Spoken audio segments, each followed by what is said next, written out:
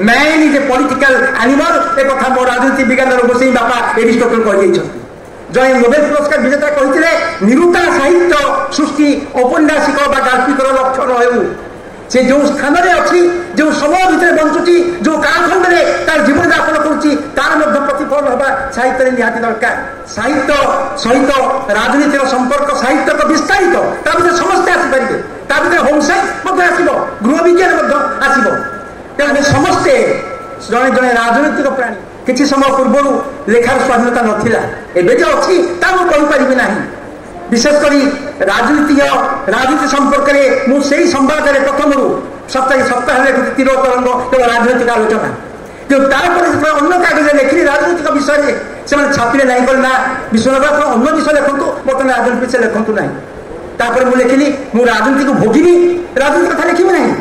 तापर मोर बही क्या राजनीति भोगीबार कहानी जहाँ मुझे उछल करुच्ची दुई भाई त्रिलोचन कानून और पंचानन कानून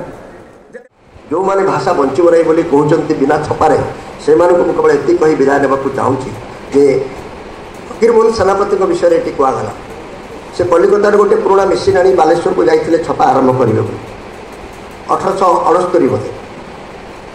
उत्कल दीपिका कथा कहुच्छे किंतु केते वर्ष तलर कथा सीटा 200 वर्ष भी 150 वर्ष तले आरंभ होता गोटे जंत्र आम भाषाटा को कौन बंचईदेला और विस्तारित करदेला से काल में भाषा को विस्तारित करने सहीटा ही गोटे विराट बड़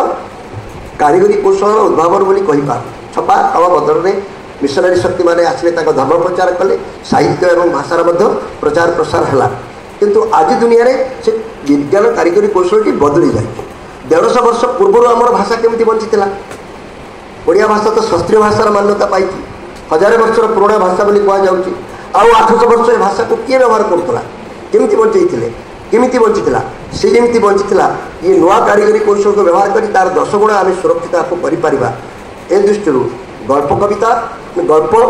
एवं साहित्य प्रति घृणार भाव को दूर करूँ विज्ञान कारीगरी कौशल को अधिक व्यवहार करी आम साहित्य को साधारण लोक पाखे पहुँचाई आदौ संकोच करूँ नहीं प्रकाशक मैंने एथिरू किपरि पैसा रोजगार करहब नुआ कारीगरी कौशल माध्यम से विषय चिंता करूँ आउ निजर खाता बही को धरी कांदिले प्रकाशक लेखक को शोधिले तार रॉयल्टी को मारिदेले केते पैसा रोजगार कर बही तो मुठू कहीं पढ़ुना